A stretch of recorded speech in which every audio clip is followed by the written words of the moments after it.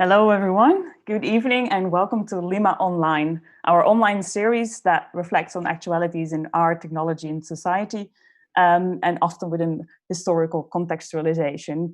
Our program that is every week at Wednesday night varies from screenings, debates, and lectures.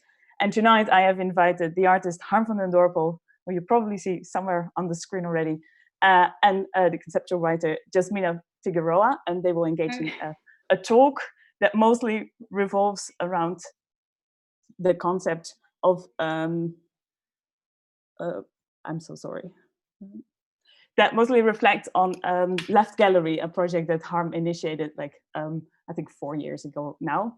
And they will delve into subjects that revolve from this platform, such as authenticity and ownership online, topics that are all very close to Lima's fields of research. Harm van den Dorpel is a conceptual artist, often working with digital media, and has a practice that is rooted in the heritage of net art. And I've worked with Harm before here at Lima in 2018 when we exhibited his 2014 social network, thelinear.info. And in a way, I think Left Gallery has some similarities in which he builds an online structure or an online network platform from scratch to improve it and maybe to criticize existing structures and often commercial structures, so to say. But tonight, he will engage in conversation with the researcher and conceptual writer, Jazmina Figueroa, who is, like Harm, based in Berlin. So welcome also, Jazmina. She has published works and developed projects on the topics of art, technologies, feelings, and media theory. And for people who are based in the Netherlands, you might have seen her in 2016 at the Impact Festival that was revolving around authenticity and curated by Bas Hendricks and Barbara Cueto. Yeah, so Harm and Jazmina know each other already for a while. They started Left Gallery, or they collaborated on Left Gallery in 2015 when they were researching ways to implement blockchain technology. But I think actually it's now up to them to take the screen and engage in talk. And yeah, thank you so much, Jazmina and Harm, for being here. And I would say the screen is yours. Enjoy. Thank you, Sanika. Thank you so much for the invite.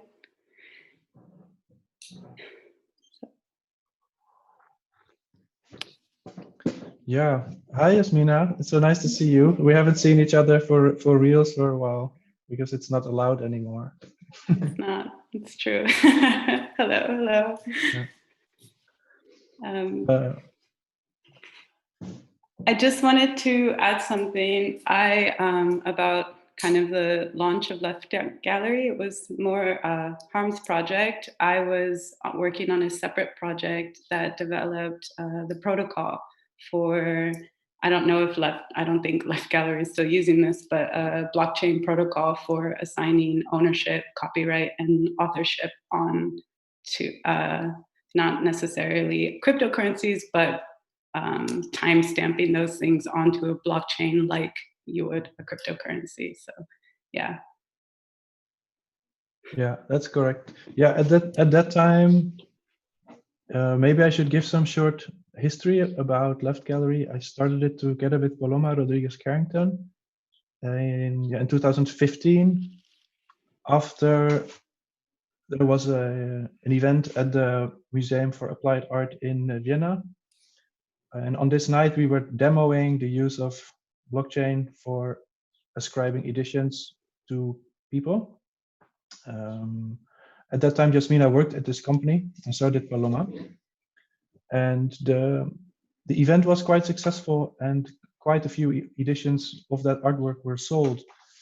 And also the museum acquired 20 editions for their permanent collection. So this was quite an important moment for me and an interesting moment for the application of blockchain technology. And the startup was called Ascribe. They don't exist anymore. I think they were their time far ahead in developing these protocols. They used the Bitcoin blockchain for storing ownership information. It turned out that this blockchain was not really suitable for it, and they changed and became a database company. We're not using their software anymore, but we have experimented with other technologies. And this is also, I guess, what we can talk about is like what the role of such a thing, blockchain technology or digital ownership management, provenance, and these kind of things, what it actually, if it's actually possible using a blockchain. When we were invited for this talk by Sanneke, it came at a very interesting moment because I actually just relaunched a new version of Left Gallery. I programmed it from scratch. It was, for the nerds, it was built in Ruby, but it wasn't really up to date. So I reprogrammed it in a different programming language, and I launched it last week. So I guess there's still many little errors in the system, but overall it seems to work. And one particular change that I implemented, without getting too technical and also without making this some kind of advertisement for my own business, but there is a concept of buying works in editions, but there is also a possibility of supporting works regardless of their edition size. And we're not the only ones doing this. I'm sure a lot of you are familiar with Bandcamp, which is, I find, a super fascinating platform. And actually artists, musicians are making music, are making money with it. So I incorporated similar ideas into Left Gallery. Take it, sip. What I forgot to say to the audience is that we have the chat on as always. So if you have questions, let me know. I'll be there to monitor them. So it can be at any time. Jazmina, would you like to ask some questions, or shall I demonstrate some features of Left Gallery? I think it's a good idea to go ahead and demonstrate some things. Okay. Or if you want to, yeah, go ahead and demonstrate. So I'm going to share my desktop, see how that works. So if everything is all right, you can see a very yellow web page now, which is one exhibition on Left Gallery. So the classic way is, which is also the same way in digital arts, where a digital artwork exists in an edition with a fixed amount of editions, and these can be purchased. So in this case, this piece clock, this is actually not the best example. Let me go back. Let me go to a work by me. So in this case, this was the work that I mentioned in the beginning that was part of the event at the museum in Vienna, and all editions have been sold. And it's quite interesting that you actually can see who bought what. And in this case, so edition 2 belongs to the museum. You can browse through all the editions. And let's see, let's find a completely other user. This, for example. So there's a fixed amount of editions here, and this information of who owns which edition is stored on a blockchain. If you set a fixed amount of editions, you also have to sort of set a fixed price or set the price in advance, and that determines the total worth of the work. This is very different than compared to, for example, music. If you buy a track on Bandcamp or in any kind of iTunes store, there is no concept of edition. There is, as everybody can buy, there's no end. And the editions usually sell for little, like €1, maybe €2 for a track. And I'm really wondering what people actually own when they buy a track through one of these iTunes or app stores, and what the difference is between owning something and just having a temporary right of consuming it.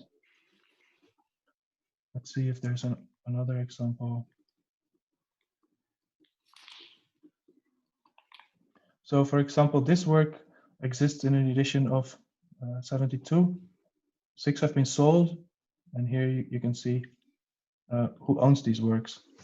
So a new experimental mechanism, which, first I should say, editioning works in this way, works if the work if the pieces themselves can be downloaded, if they are files. You purchase a file that you can install on a computer. But very often net art is online. So there's not necessarily a file to download. It can be a .com website or a social network. And in that sense, in that case, it's quite difficult to imagine how to sell these kind of works if there's no fixed edition, if there's no file to download, but if it's an entire system, an entire platform, or a domain name. So that made me think if it would be possible to integrate these works also in Left Gallery, where people could show their appreciation for a work not by buying a share or by owning it, but by sort of giving money just to show that they support it. So in this case, this is a work by Nico Prince. If I view the work, so you can see it's full screen. It's on his own domain name. And when the work is loaded, there is a little button here that says 8 supporters, and it's in the style of Left Gallery. So people hopefully will understand that this work is supported. So you can still have the work in the original location, a net art piece in a .com address, but you can support the work by clicking on it. And then one could say add to cart and support this work. So this is a new idea that I have, that you, instead of owning a work, that you have some idea of patrons, or people who are supporting online digital art. And this is very new. I still have to figure out a lot of things about the wording. Is somebody who does that, is that a patron? Is that a supporter? Is it a fan? These are many things I don't know yet.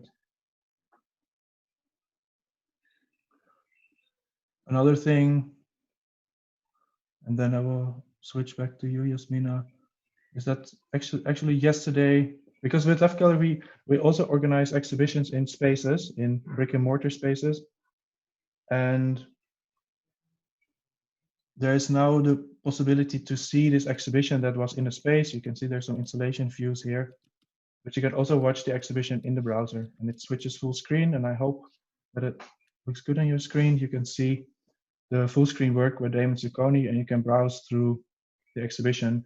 Some of these works are posters, because we made those as well, but our focus is primarily on files, digital artwork.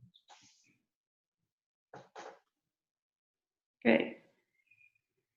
Thanks, Thank Harm. I guess what I wanted to address with you today in regards to Left Gallery is 2 of the key terms that you have on the website: artificial scarcity, democratizing ownership. And I have some questions that I hope can help lead you into that. So I'll start with some questions and then talk about some more responses I have with regards to my research and work up until now. Mm-hmm. So object scarcity, can you maybe talk a little bit more about the importance of that for you as an artist, or just for the platform Left Gallery? Yeah, especially in the beginning of Left Gallery, at that time, I was also not represented by other galleries. So I was really finding a way to position digital art, in can be screensavers, could be an ebook or an animation, and to see what their destination would be. Of course, there is the classical system where a work, like I said, a work exists in a very small edition for a very high price, and that means that art collectors can buy it, who are generally then to some extent wealthy, but it's not the most of the people in my peer group. So I thought it would be interesting if we make the art less precious and make larger editions, but still define editions, because in that sense it can be understood and embedded in the existing art world structures. And this is why I thought that the blockchain element, or the aspect of it, was so interesting, because you can actually cryptographically enforce a limited amount of people who can own something. And another thing that relates to it, which is a bit interesting, because cryptocurrencies are one way of to decentralize power, to have, instead of a network with one central node in the middle, to have a network with many interconnected relationships. And one application that made this very successful and powerful in the, say, the 90s was file sharing. So I'm sure you remember Napster or Kazaa or BitTorrent, like torrent networks. And these networks were made in such a way, especially BitTorrent, that it was a decentralized network. And that meant that if law enforcement would find out that people were illegally sharing files, and they would take out one node out of the network, the whole network as a whole would still operate. And I remember how amazing it was that before that I had to, I don't know, at the time spend like 40 guilders or like now 20 euros to buy a CD. So it was amazing that we could suddenly download all this music for free, and we didn't care at all that the artists were getting less money. But it was, so this decentralization allowed this illegal file sharing. And the funny thing now with Bandcamp is the complete opposite. For example, because, and also on Left Gallery, is that the work is actually already available for free online. You can watch it. You don't have to illegally download it. But people decide to support the artist by paying for something that they can already consume. So it is the complete opposite structure that we had compared from BitTorrent or decentralized file sharing networks to the current situation. And I think this is quite a recent, yeah, maybe even just a feeling that people have, that they feel good about supporting artists, about paying for the things they consume. And also we know that all the supposedly free platforms like YouTube or like Spotify is almost free, is that the artists are not making any money there. And if they are completely free, people pay by giving away their privacy. So people have become, I think, aware that it's actually really okay to spend some money on something that you could actually already illegally download, or you already have access to it legally. And I think this is quite a shift that is from the past few years, where I actually hear people complain on Twitter, oh no, I spent all my money on buying music on Bandcamp. But actually they didn't actually need to do that. They could already listen to it.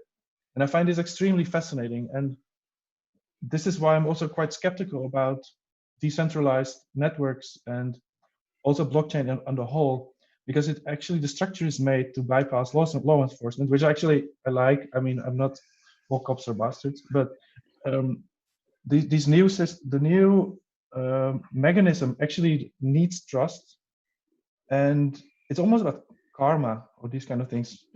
And I'm trying to find a new way in Left Gallery where people can express appreciation for a work, also for a net artwork that is already online, but still they want to pay for it. So it seems like you're in this shift of trying from establishing ownership over digital objects or some sort of artificial scarcity into valuing something ephemeral, experience-based. Maybe. Yes, I think so, but there's different business models. One is the artificial scarcity, where the editions, even though they're larger and cheaper than like in the classical system, still they cost like 10 or 20 or 50 euro. But a track if you buy one track of music in some kind of platform, it will cost you €1. And that only works if the edition is really large. But then I'm also wondering if people are just willing to give this €1 for a work, if it's not the kind of, and I think Matt Dryher said this once on Twitter, that it's a kind of e-busking. It's like playing music on the street and be happy if somebody tosses 50 cents in your head. And this is also, I'm wondering if this is the most generous or respectful model, if that is the way that artists should survive by those pennies that are tossed to them in platform capitalism. Right. Well, it platform capitalism really isn't the answer, I would say. It would be through alliances and coalitions and like workers' rights initiatives and things like that. So using like some of those models for artists or musicians, etc., to make sure that there is a fair and just compensation model. But that is very political, and it takes a lot of bureaucracies and things like that. And yeah, that's a whole different, I think, discussion. But I guess I'll talk a little bit about my interest in these topics now, if that's all right. Or, yes, please. And if there's anything that stands out to you, or you want to respond on anything, feel free to, Harm, because you know about all this stuff really well through your work. So I would categorize my work within, I guess, 3 pillars of interest under the umbrella term of technological developments. So that would be number 1, agency, the self, feelings, and being. Number 2, autonomy, actions or production, producing data, network behavior, data collection, ownership, IP, intellectual property, of objects, digital titles, and acting within data economies. So, which is quite vast. It could be participating in a social network, or cryptocurrencies as a capitalist anarchist movement, and then sovereignty. So the political sense behind all that, surveillance, data architecture, structures, and data economies as a bigger kind of thing. And I think about all of these things through reflections and feelings. I use feelings as a counter to something objective, something that's general, or a common understanding of something. So how data systems are coded, or how science is seen as objective. I like feelings as an analogy just to represent something complex, subjective, and personal. Hence my interest in agency, autonomy, and sovereignty.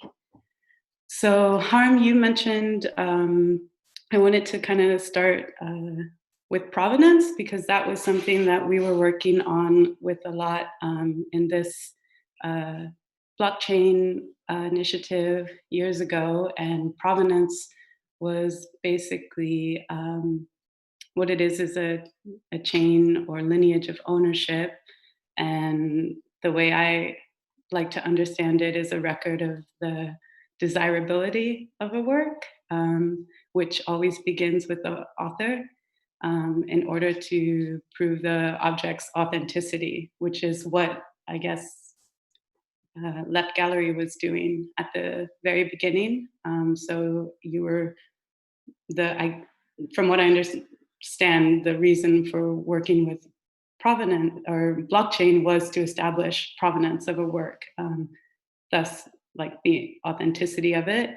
So the more the work is desired, the more it's owned, or in terms of information dissemination, I guess accessed. Ownership as a like chain or lineage, or on a blockchain record, is really easy to trace through contractual agreements, for example, but access isn't. So that's the problem that you spoke about with Napster and these kind of decentralized networks where information is disseminated, nodes could drop out, and files could end up anywhere, be copied, things like that. So anything that's ephemeral or experience-based as a digital file can exist simultaneously in many locations at the same time, right? So the best model for understanding how access, I guess, is measured now is based on like how viral content is, likes or shares, this kind of metrics used in social networks, the things that they trace for their algorithms, and how they kind of link and connect, create their networks. So I would argue that access is now, in terms of digital files or digital content, is very much related to provenance, because value is attributed to the desirability of an object. I don't know if you agree, Harm, or if you have anything to say about this. Yes, I was really fascinated, especially in the beginning, about the openness or the publicness of a blockchain. Every transaction that has happened is visible. So automatically, when an item or a token changes owner, this can be traced. There's also some problems with that, because some people do not want everything to be public, but I like things to be public. This assumes, though, that the token, practically in the case of Left Gallery, it turned out that people, because the prices are quite low, that people would just hang on to their edition. There was very little secondary market.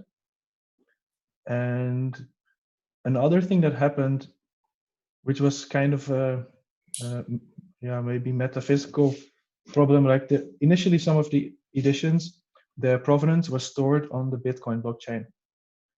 That information will always be there, but the software that we use to access this information, it couldn't grow enough to do what it should do. And so I moved the provenance from the Bitcoin blockchain to the Ethereum blockchain, which was very interesting because the ownership was now in two places.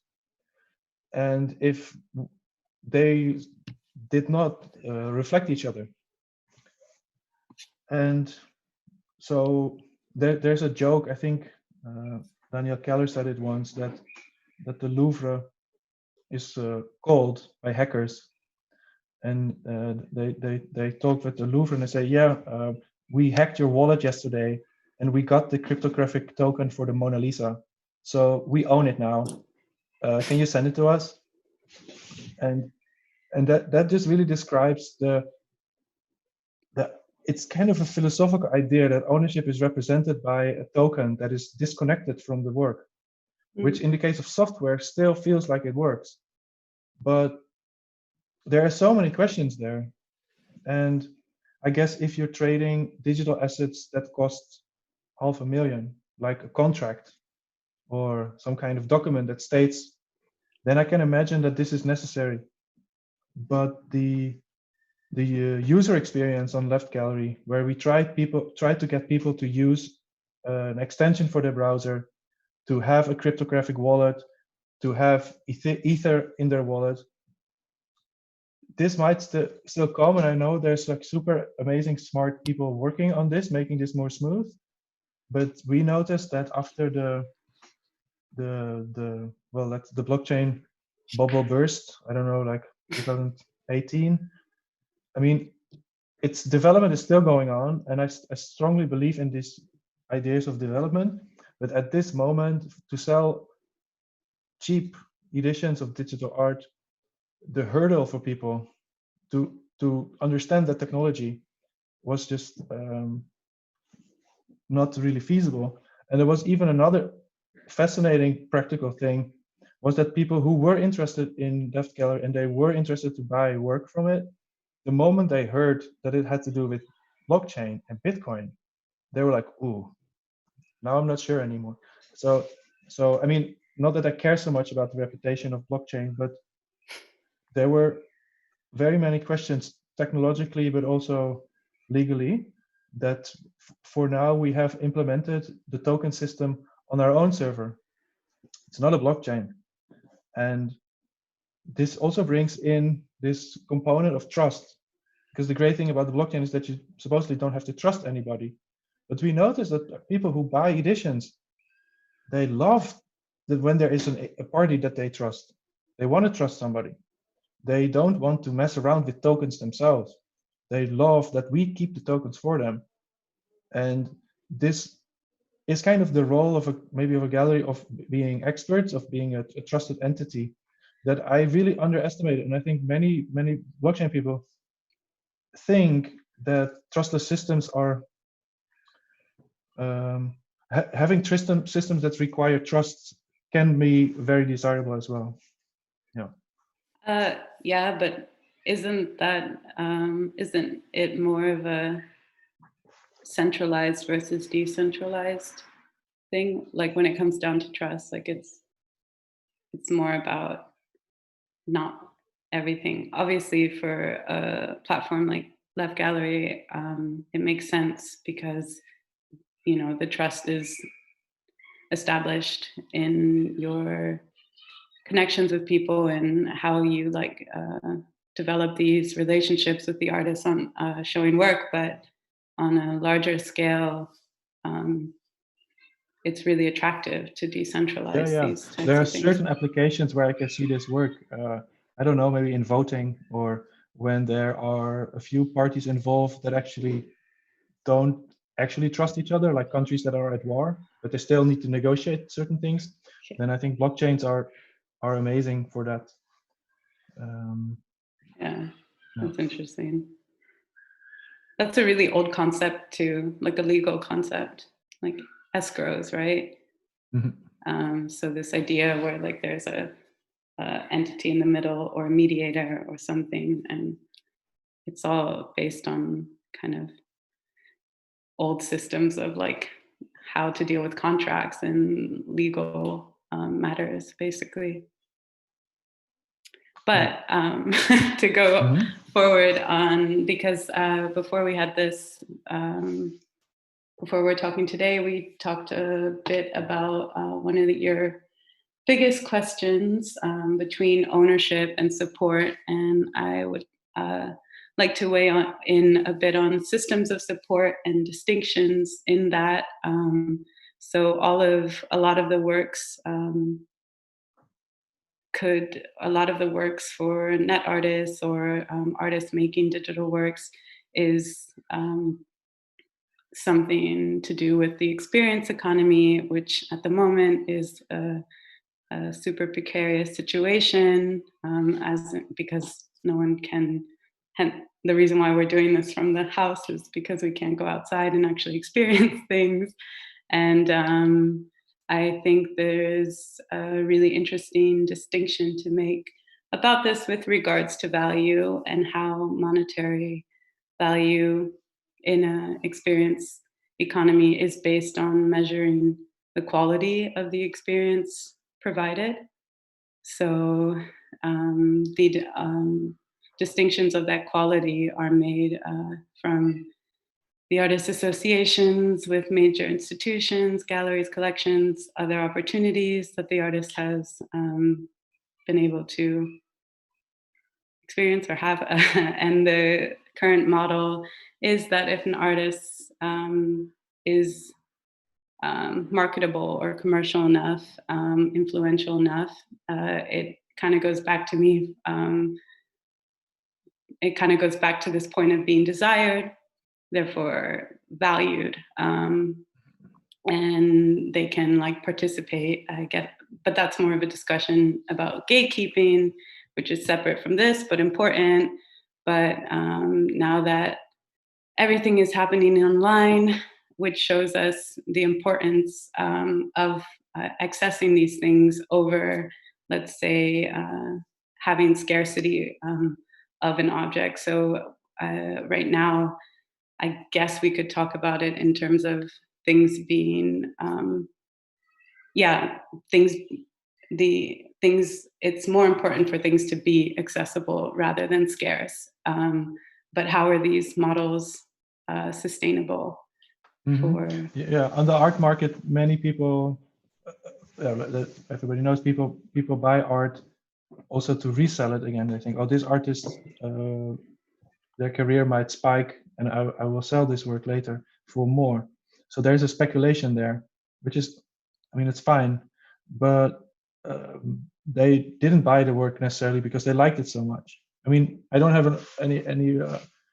I don't say that's bad, but in the case, so in that's really about ownership and then transferring ownership to somebody else in exchange for money. So in the case of supporting a work where you put some money there, also your name will be listed. So in a way you also have still this element of identification with the work, and value is also created there if many people support something. But still, I think people would do that more because they actually want to support the artist, also because the work, to some extent, they already have it.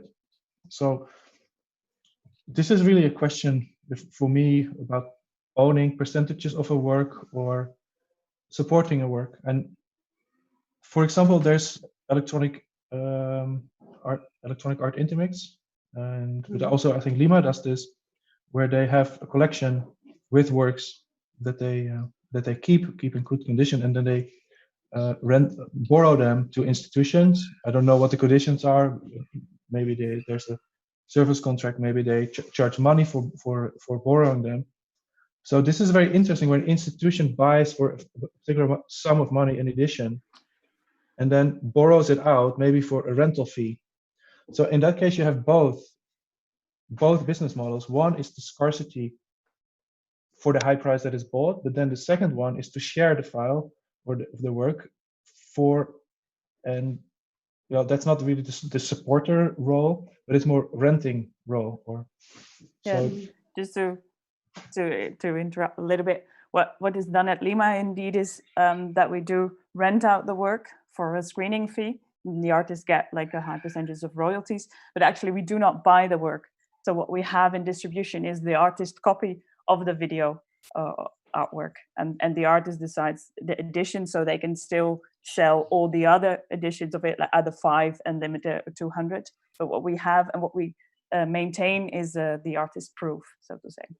But there is a contract of taking care of the work, so that is either digitization or preservation or like keeping the file up to date, so to say. Yeah, thank you.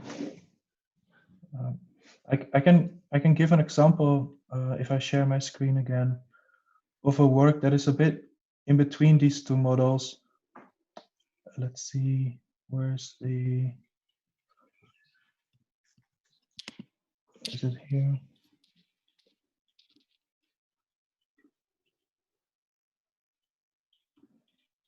For example, this work, Auto Breeder from 2016, it exists in a unique edition plus 1 AP, and it has been sold to 2 important collections, and the price was including the computer, which was pre-configured.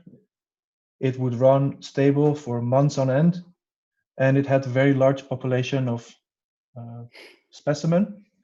Besides that, because I thought it was kind of a shame that only 2 institutions or 2 collections would have it, I created a light version. And this was really tricky. And I was really thinking, like, is that okay to do? Or like, am I devaluating the work that the collectors bought? So in this case, when people buy this light version of Level, they don't get a computer, they just get the file. They get a much smaller population. And it's also not as stable as the one that I call it the master edition. So I confronted the 2 collectors who purchased the master edition, like, and they were actually super happy that this was the case. And actually the availability of these light editions for them made the master edition more valuable, which I was really happy with.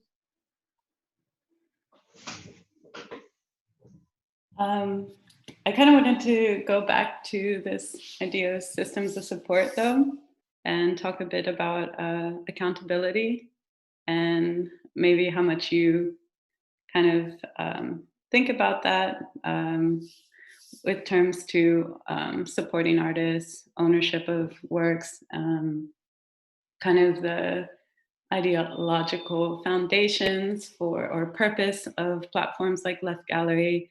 One thing that I found years ago was this article by Dana Boyd, who is a founder, I think, of Data and Society, which is a research institute about data and its impacts in society. And it was called Transparency Does Not Equal Accountability.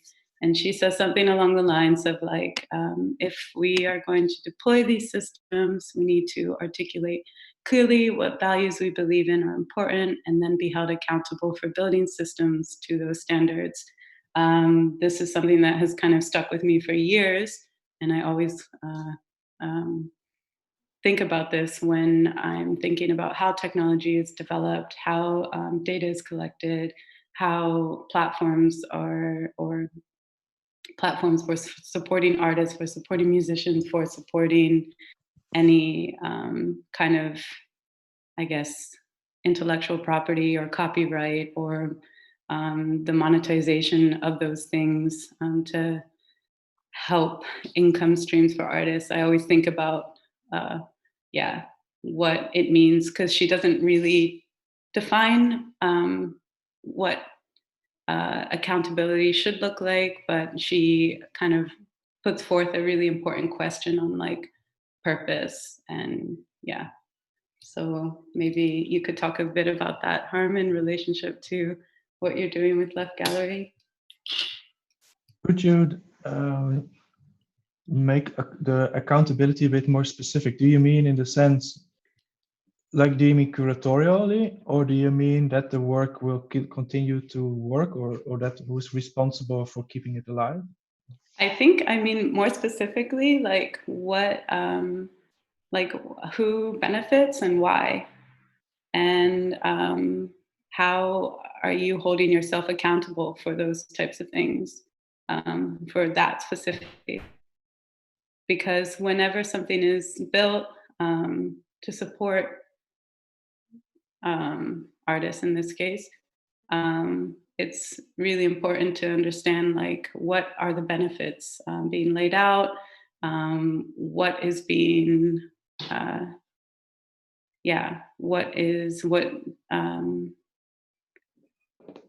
you bring up a good question about preservation, but I think mostly I'm talking about like the purpose behind it. Mm-hmm.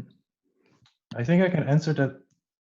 We built Left Gallery because we noticed that there are certain things that people like to have.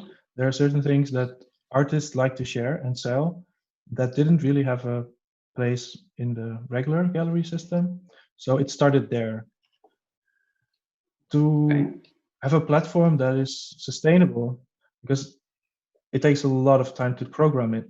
So I want to be able to live off it. And because of that, I have to charge a percentage of sales. In the first Left Gallery there, we would take a percentage between 25 and 35, depending how much work it took to get the work of the artist ready for download. So, and we curated Left Gallery hermetically, like every work passed by me. I think I like that because it gave a certain direction curatorially. I mean, I don't know how to pronounce that, but I certainly think there's a certain style in there that I like, and that I think I think that's valuable for the world to see. But the curatorial aspect for me was also a burden. It's like heavy to carry that. So I changed that. Instead of curating works, to curating people. So now people are invited to make a profile and they can upload works themselves now. So in that sense, I took distance. Also, the responsibility for the artist to prepare their work in such a way that it's ready is now for the responsibility of the artist. But because of this, we also charge a lower percentage. We charge 15% now, and this is the exact percentage that Bandcamp charges. So I don't hope that Bandcamp will like see this thing and will sue me for copyright infringement, that I took notice of them. But So the percentage is lower, and it's also more open. And the rules that I set up, or the curatorial vision, you could say, for to determine who to invite, I haven't figured that out yet. I just wanted to grow now. I have a lot of work on there, also work that people might like that is not necessarily my taste. So in that's why there are also exhibitions on Left Gallery, like selections of works. And the intention is that there will be curators on the platform. So curators do not add works, but they make exhibitions with works that are there. And once the work is sold in their exhibition, the curator also gets a percentage. I haven't built this yet, but it's an idea. And then this also sort of in a way solves, but also makes it even more complex, because the artists themselves are responsible for the file that they make. If there is a new version of OS X or Mac OS and the software breaks, it doesn't run anymore, then I put the responsibility for the work to continue to work with the artist. So I cannot maintain hundreds of files. And this is really problematic. When Catalina came out, many things just didn't work anymore. And I don't have the manpower to do that. This is something a big topic for Lima, which is their specialty, to keep these works alive on other hardware. Also, it brings in another question, because the works that we sell are not €1,000, they're like €10.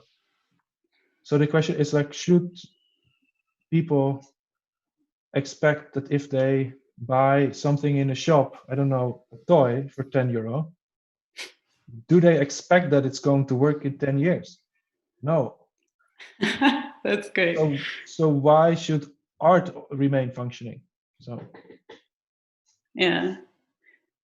No, that's what is it? It's also interesting because it could open up Left Gallery to different audiences or different types of work outside of net art or classical, or what's now understood as digital art. Yeah, I see. Also, I also see a whole something that we can help here is that we sell ebooks, because the Kindle is connected to the Amazon store, and there's no more evil company almost than Amazon. So independent publishers can publish their ebook or their EPUB or Mobi on Left Gallery as well. So I don't know where it will go. I mean, everything is quite new and open. I don't know what will take the lead or which model will work. MP3s. That you can well, be. Actually, that in particular is distribution of music. Not that it's happening in the most desirable way, but that market is already dominated by a few big players. So right. Yeah.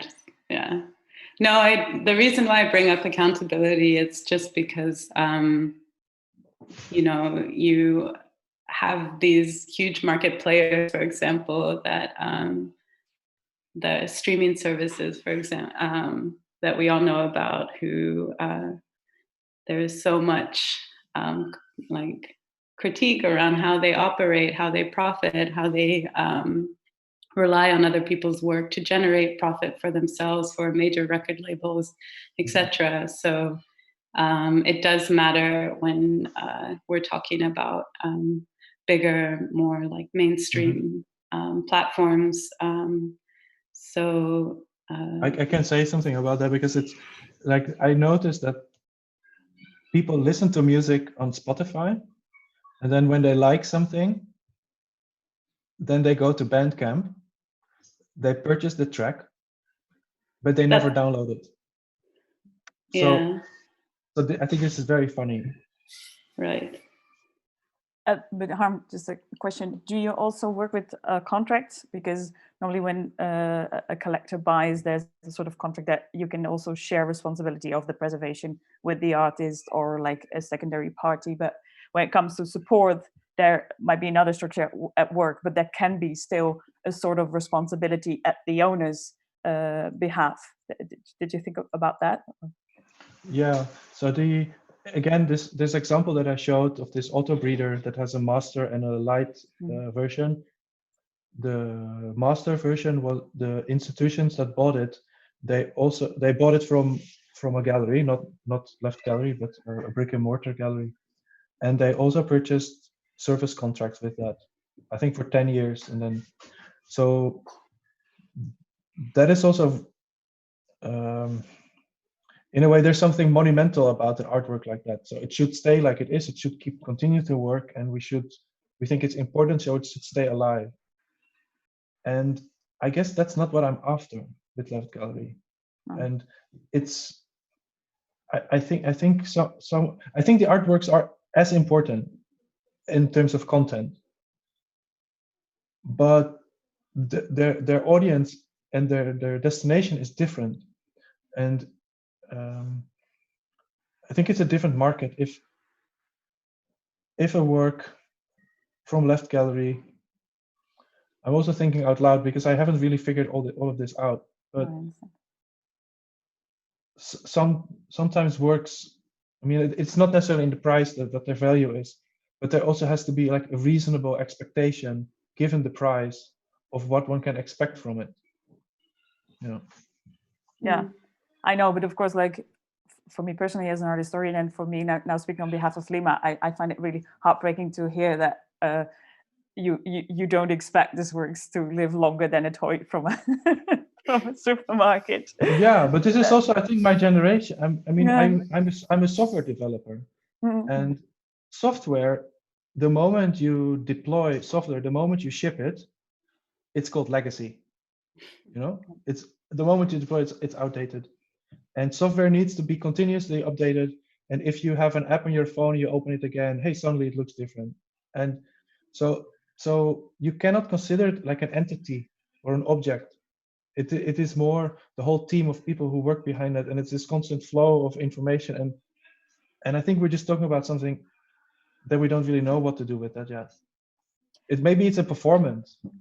But even I was not thinking, like, what's the status also of Left Gallery itself, since you made it as an artist, and I draw the similarity between the linear.info, which has the same like ambiguity, like you give a platform to people, to artists, but you're an artist yourself. So is the entirety also, can it be considered an art project that we have to also preserve?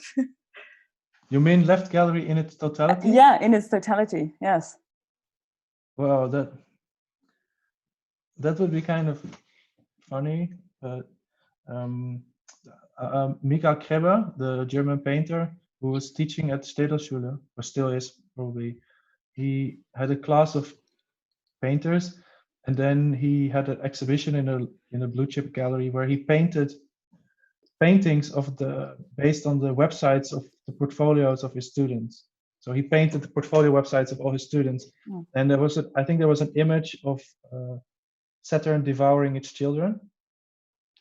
So in the case, I don't know if the metaphor is clear, but I would to consider Left Gallery an art project would somehow be disrespectful to the artist. I think I'm actually really trying to make it work. I really want them to make money with it, and I really want to be able to keep doing this. But the linear info, that was an artwork, yeah. And there, sort of the toxic relationship between the supplier of the platform, which is supposedly neutral, that was me, and then the content that people make, thinking they have agency over that content, but then actually they are doing it for me as an art project. There's something mean in it, but I guess revealing that was the goal of the linear info to some extent. But Left Gallery is real. Yeah. Nice.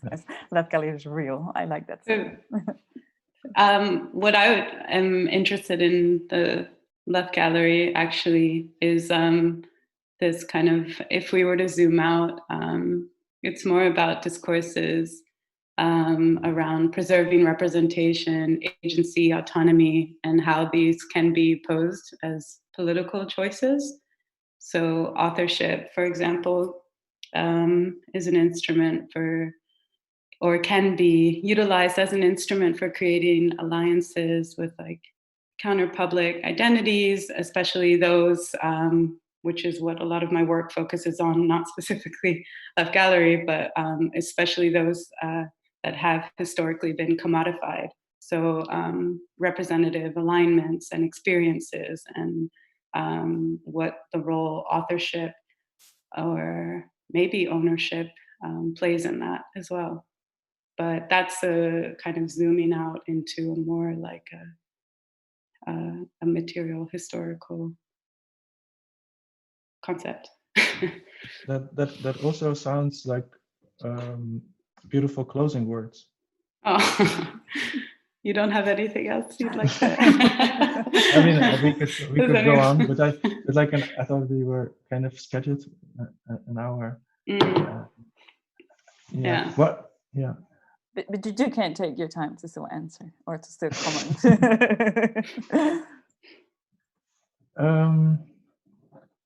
I think Left Gallery is very much from an artist point of view, from an artistic perspective, and I'm also not a businessman, and I just like making my work. I like it to be seen, and I think there's a lot of good work by other artists who do not have gallery representation, who have work that would be too difficult to monetize or to modify, but it's often actually the most interesting stuff. And I hope also, seeing that so many galleries are not surviving, to see if there's some way to somehow make an audience and make also some money, and to figure out what we should do with media, just in general. Yeah. Just experience it. No. That's also a nice closing statement, because it's a question so big that I think we wouldn't be able to answer it. And so perhaps we're going to leave it at that. Okay. Great. Yeah. It was a Thanks pleasure. again. Yeah, this is great. Thanks so much. And I think it summarizes it nicely, because it gives more food for thought, like what you're doing, than that you actually like give answers. And thank you for doing that. And the chat has been exploding, like mostly by Jody, with a lot of like congratulations for you. So I think it's also interesting to see that you do have the backup of the early NetArt system. So there is something that you're bringing to another level, making big steps within the heritage of NetArt, so to say. I'm honored. So I think we can end it with that. So thank you so much once more, Jazmina and Harm, for this interesting talk. And thank you for watching. And we'll be back next week with Martijn van Boven and his students from Artes, who are making, as we speak, a video program that revolves around the questions of connectivity in this lockdown period. So hope to see you back, and thank you so much. See you next week. Okay, bye-bye. Bye-bye.